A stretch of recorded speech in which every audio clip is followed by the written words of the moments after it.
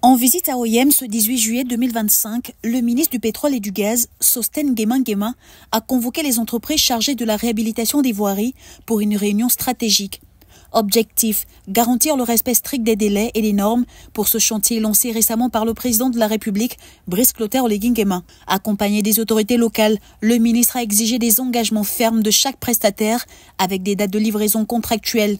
Il a mis en garde contre tout retard ou arrêt injustifié des travaux, rappelant que l'État honore ses paiements mais ne va pas tolérer l'inefficacité. Il était nécessaire pour moi que je fasse le point avec toutes ces sociétés qui sont en charge de réhabiliter dans un premier temps, sinon de mettre en état la circulation des voiries et des routes de la commune de Yopé.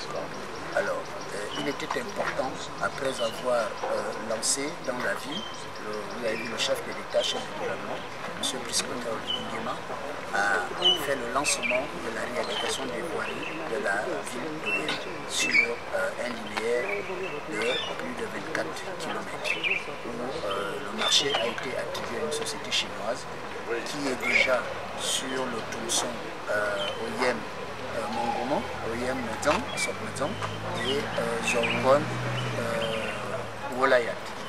Donc cet opérateur économique nous a montré, n'est-ce pas, un certain nombre de critères qui sont un faisceau de sérieux, qui nous ont permis de les identifier comme étant une société qui pouvait s'occuper des voiries de la ville de Yopé. À partir de cet instant, Monsieur le Président a lancé les voiries de Yopé hier et il s'agissait maintenant aujourd'hui de réunir tous les autres opérateurs qui sont en charge des autres voiries pour leur donner, qu'on fasse le point avec eux dans un premier temps, faire le constat évidemment de ce gros retard qui a été accumulé et discuter opérateur par opérateur pour qu'ils nous disent avec exactitude quand est-ce qu'ils devraient livrer des projets.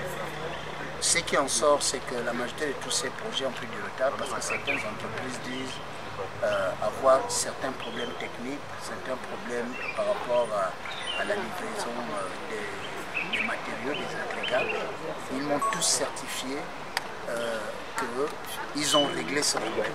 À partir de cet instant, je leur ai demandé de me donner les deadlines quand est-ce qu'ils devraient livrer tronçon par tronçon.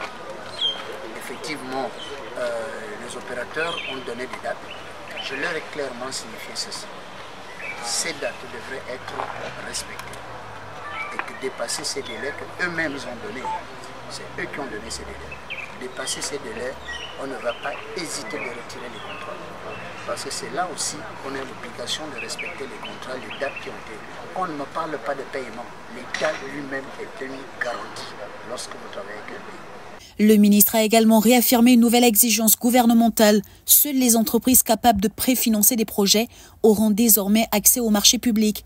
Ce message clair marque une volonté de rupture avec les retards chroniques et les projets inachevés. Pour OIM, la modernisation des voiries devient un test de crédibilité pour les entreprises et un engagement concret envers les citoyens.